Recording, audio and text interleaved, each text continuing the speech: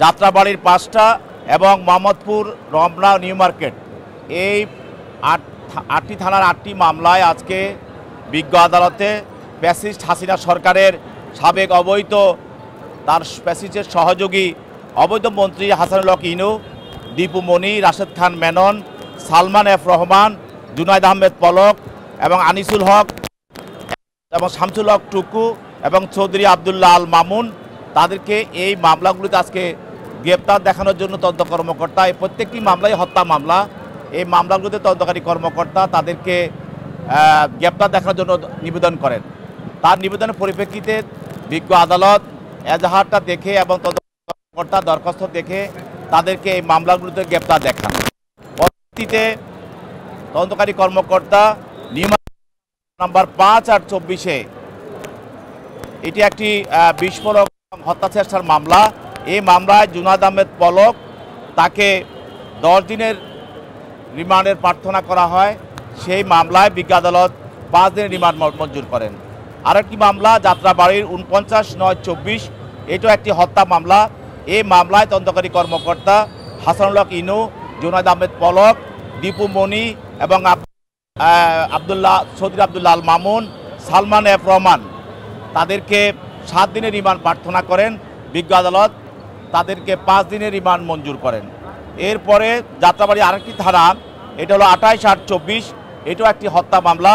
এই হত্যা মামলায় হাসানুল হক ইনু, জুনায়েদ আহমেদ পলক এবং রাশেদ খান মেনন, দীপু মনি, সালমান এফ রহমান এবং চৌধুরী আবদুল্লাহ আল মামুন তাদেরকেও ৭ দিনে ১০ দিনের রিমান্ড প্রার্থনা করেন। বিজ্ঞ আদালত এই আসামিদের প্রতি ৭ দিনের রিমান্ড মঞ্জুর করেন। এটাও একটি হত্যা মামলা। এই মামলায় তদন্তকারী কর্মকর্তা যে দীপু মনি এবং জুনায়েদ আহমেদ পলক তাদের বিরুদ্ধে তাদের যে ৭ দিনের রিমান্ড প্রার্থনা ১০ দিন রিমান্ড প্রার্থনা করেন। বিজ্ঞ আদালত তাদের জন্য ৭ দিন রিমান্ড মঞ্জুর করেন। আরেকটি মামলা, এটা হলো যাত্রাবাড়ি ৩/৮/২৪, এটাও একটি হত্যা মামলা। এই মামলায় লালবাগের সাবেক ডিসিডিবি মশিউর রহমান এবং চৌধুরী আবদুল্লাহ আল মামুন তাদেরকে এই মামলায় তদন্তকারী কর্মকর্তা ৭ দিনের রিমান্ড প্রার্থনা করেন। বিজ্ঞ আদালত তাদের বিরুদ্ধে ৪ দিনের রিমান্ড মঞ্জুর করেন। এরপর বিজ্ঞ আদালত এই যাদেরকে রিমান্ড প্রার্থনা করা হয়েছে তাদের বিরুদ্ধে রিমান্ড মঞ্জুর করেছিলেন, তাদেরকে তদন্তকারী কর্মকর্তার হেফাজতে প্রদান করেন। আর বাকি যাদেরকে রিমান্ড চাওয়া হয় নাই তাদেরকে সিডব্লিউ মূলে জেল হাজতে প্রেরণ করা হয়। এখানে আইনের কোনো ব্যত্যয় নাই, ভিন্ন ভিন্ন ঘটনা, যেহেতু এগুলি হত্যা মামলা। এরা মামলাগুলো আপনারা জানেন শহরে বিভিন্ন ছাত্র জনতার উপর গুলি করা হয় এবং তাদেরকে হত্যা করা হয়। এই আসামিগুলো কিন্তু তারা গণভবনে ফ্যাসিস্ট হাসিনার সঙ্গে বিভিন্ন ধরনের বৈঠক করে এবং এই আন্দোলনকে দমনের জন্য সরকারকে যে কোনো কিছুর বিনিময়ে হোক দেখামাত্র গুলি করা বা সর্বশক্তি নিয়োগ করে তারা বৈঠক করে সিদ্ধান্ত নিয়েছেন এবং তারা প্রেস কনফারেন্স করেছেন এবং সেখানেও বলেছেন যে শক্ত হাতে দমন করতে হবে।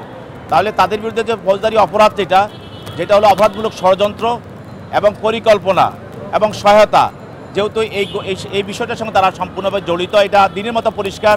জাতি দেখেছে, জনগণ দেখেছে, বিভিন্ন পত্রপত্রিকা এসেছে, সারা বিশ্ব দেখেছে, তারা বিভিন্ন বিশ্ব মিডিয়া প্রচার করেছে ওরা কীভাবে গণভবনে ফ্যাসিস্ট হাসিনার সঙ্গে সহযোগিতা করেছে এবং তারা নিজেরাই তারা সাংবাদিক সম্মেলন করে প্রেস কনফারেন্স করে তারা বক্তব্য রেখেছে। অতএব এই হত্যা মামলাগুলোর সঙ্গে তারা অপরাধমূলক ষড়যন্ত্রকারী হিসেবে এবং সহায়তাকারী হিসাবে এবং তারা পরিকল্পনাকারী হিসাবে তারা জড়িত। তাই এখনও কোনো আমরা 164 আসামি পাই নাই। এখন এটা সময় মতো সেটা করা হবে আর পরবর্তীতে এটা করা হবে। এবং অনেক আসামি তারা রিমান্ডে গিয়ে স্বীকার করছে তারা বিভিন্নভাবে জড়িত। আপনারা পত্রপত্রিকা দেখছেন যে সালমান এফ রহমান, আনিসুল হক তাদের বিভিন্নভাবে যেটা আমরা বিভিন্ন জায়গায় দেখছি যে তারা বলতেছে বিভিন্ন অপরাধগুলো তারা স্বীকারও করছে বিভিন্নভাবে যে আমরা ভুল করেছি, অপরাধ করেছি, এভাবে অনেক বক্তব্য তারা রাখতেছে। হ্যাঁ, এই প্রত্যেকটি মামলায় আপনার প্রত্যেকটি আসামির জন্য এখানে তাদের পক্ষে আইনজীবী ছিল এবং যেগুলি রিমান্ড প্রার্থনা ছিল সেগুলো তারা বক্তব্য রেখেছে। আর সোনের সাথে কোনো বক্তব্য রাখার কোনো প্রয়োজন নাই, সেই জন্য সেখানে কোনো বক্তব্য ছিল না।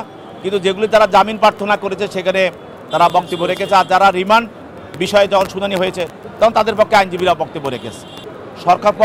সরকার প্রজিকিউশনকে যে বিষয়টা আমি বলেছি যে তারা যেহেতু তারা গণভবনে ফ্যাসিস্ট হাসিনা সরকারের সঙ্গে বসে তারা এই ছাত্র জনতা বৈষম্যবিরোধী আন্দোলনকে দমানোর জন্য তারা সেখানে ষড়যন্ত্র করেছে এবং তারা সহায়তা করেছে এবং পরিকল্পনা করেছে এবং তারা এখান থেকে বেরোয় আসে বিভিন্ন মিডিয়াতে প্রেস কনফারেন্সে তারা বলেছে যে এগুলিকে শক্ত হাতে দমন করতে হবে। অতএব আমরা বলেছি যেহেতু তারা অপরাধমূলক ষড়যন্ত্র জড়িত এবং তারা সহায়তাকারী পরিকল্পনাকারী এই হত্যাগুলোর সঙ্গে, অতএব এদের বিরুদ্ধে আরও রিমান্ড দরকার। এই জন্য এই আসামি সহ আরও অন্যান্য আসামি যারা আছে এবং হত্যার সঙ্গে পরিকল্পনার সঙ্গে যারা আরও কারা আছে এবং কীভাবে হত্যাগুলো হয়েছে নিচে থেকে উপর পর্যন্ত এই যে চেইনটা হত্যার যে একটা চেইন তারা মেনটেন করেছে এই পরিকল্পনা এবং হত্যার যে কার্যক্রম এই বিষয়গুলো বিজ্ঞ আদালতে আসা দরকার এবং এই মামলাতে আসা দরকার। এই জন্য তাদেরকে রিমান্ডের প্রয়োজন।